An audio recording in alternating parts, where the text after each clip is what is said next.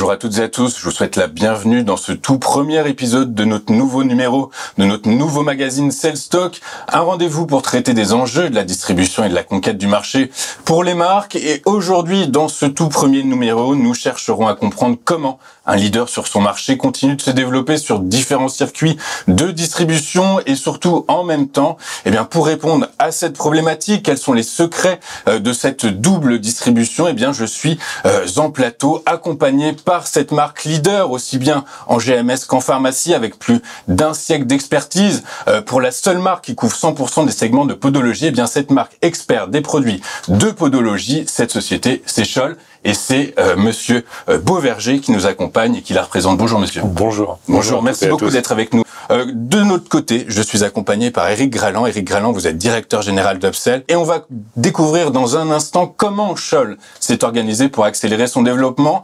Au programme de cette émission, nous aborderons donc d'abord dans un premier temps les transformations de Scholl, son organisation commerciale, les avantages de la vente externalisée, les défis organisationnels évidents qui sont liés à un tel bouleversement. Et évidemment, comment est-ce que ces deux forces de vente couvrant deux horizons bien distincts se sont organisées? Et pour que vous compreniez bien comment est-ce que nos deux experts ont réussi à atteindre ce niveau de perfection, ce niveau d'excellence, nous vous donnerons en fin d'émission 3 conseils essentiels pour vous aider à vous développer sur votre marché. On se retrouve dans un instant pour le début de ce nouveau numéro, de ce premier épisode de notre nouveau magazine Sales Talk.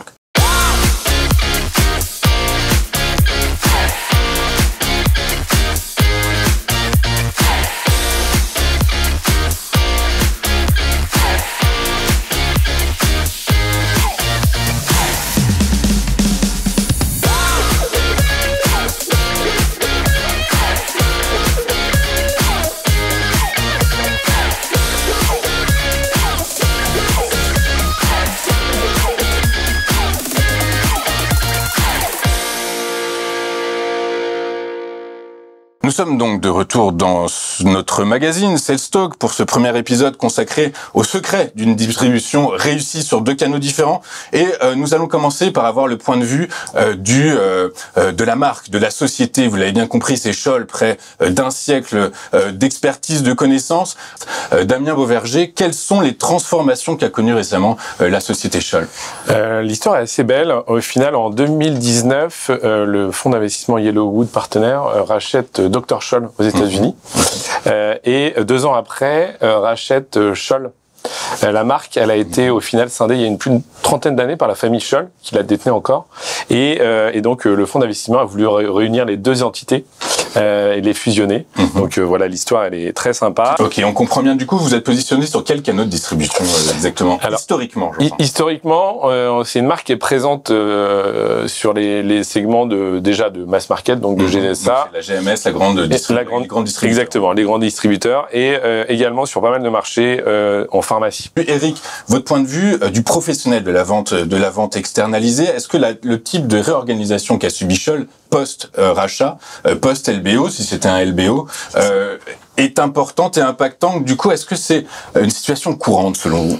Alors, de plus en plus de marques changent de main. Soit elles sont rachetées par des industriels, soit elles sont rachetées par des fonds d'investissement. Et d'ailleurs, chez Upsell, nous avons plusieurs clients qui sont la propriété de fonds d'investissement. Alors, en fait, qu'est-ce qu'elles trouvent avec notre organisation? Quelque chose qui répond finalement pas mal à leurs demandes, et notamment des demandes d'efficacité, des demandes de rapidité, notamment de mise en marché, parce que dans un fonds d'investissement, on n'a pas toute la vie devant soi. On n'a pas le temps. On n'a pas le temps. Il faut que ce soit efficace tout de suite, en fait. Efficace et agile. Efficace et agile, exactement. Efficace et agile. Scholl, comment avez-vous abordé, vous, de votre côté, cette nouvelle organisation commerciale? Au final, on est passé d'une multinationale qui était Reckitt à une structure beaucoup plus agile, comme disait Eric, donc une PME, tout simplement. Nous, on se définit un peu une start-up centenaire, on va dire.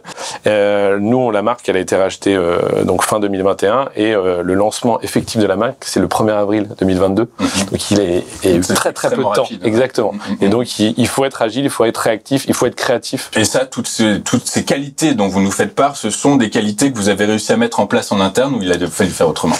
C'est une très bonne question. On s'est posé la question, est-ce qu'il fallait internaliser? Et au final, on a fait le choix d'une société externe et d'avoir une force de vente qui était externe. Et pourquoi, justement? Déjà, premièrement, le temps. Qui était une valeur importante. Il fallait être réactif très rapidement.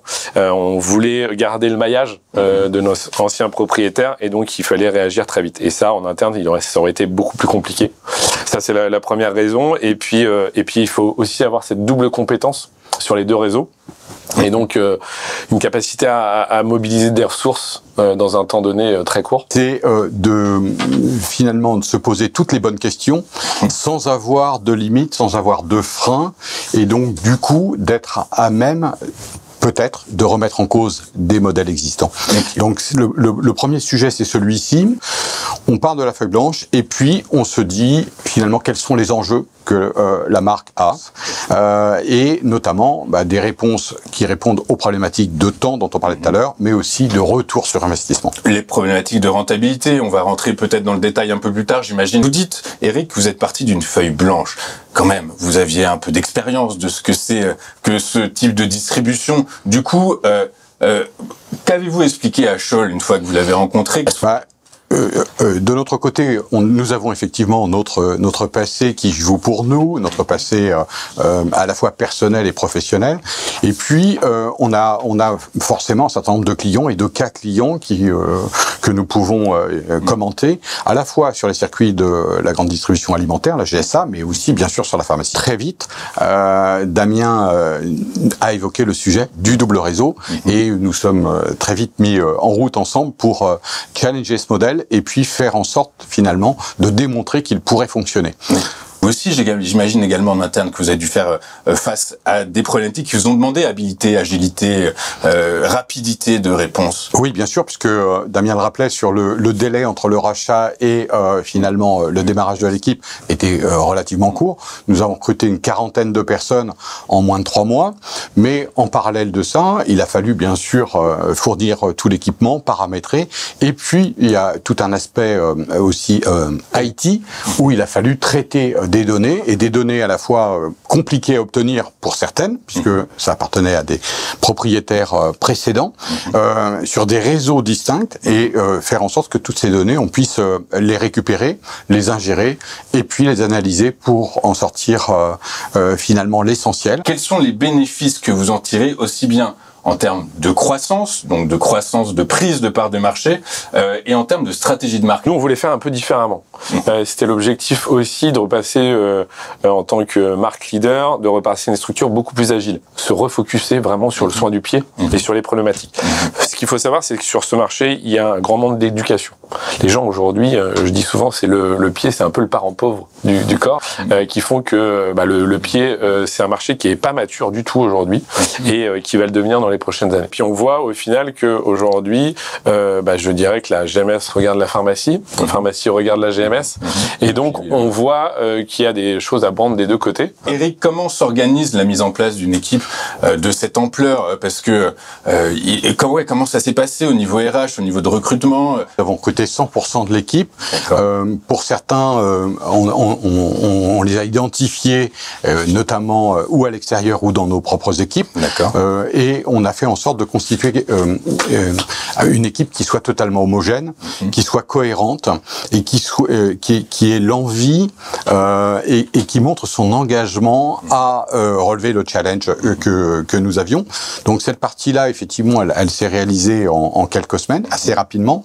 Nos enjeux, c'était vraiment sur la partie RH d'avoir la bonne équipe dès le départ. Nous avons un peu de turnover puisque nous avons des gens qui sont plutôt bien formés, qui sont plutôt performants, et que certains autres laboratoires viennent... Ce sont les seules difficultés que vous avez rencontrées? Il y en a d'autres? Précédemment, il y avait 2 forces de vente différentes.